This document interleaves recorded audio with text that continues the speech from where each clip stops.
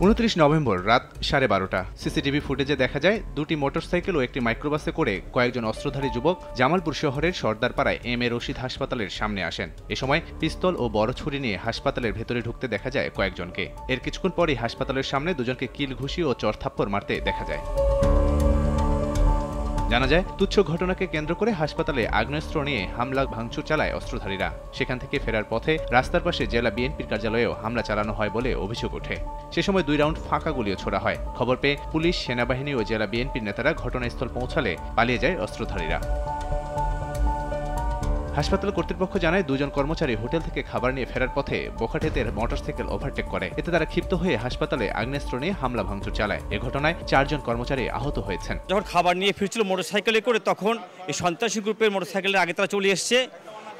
এইটাকে ইস্যু করে এই কতিপয় মানুষ তারা এদেরকে ওখানে মারধর করেছে। উদ্দেশ্য একটাই যে এম এ রশিদ হাসপাতালটা অনেক সুন্দরভাবে চলতেছে, এটার কার্যক্রম বন্ধ করে দেওয়াই আসলে তাদের মূল উদ্দেশ্য। ঘটনার প্রতিবাদে শনিবার জড়িতদের গ্রেফতারের দাবিতে মানববন্ধন কর্মসূচি ঘোষণা করেছে জেলা ক্লিনিক মালিক সমিতি। এছাড়াও সদর থানায় একটি মামলা হয়েছে।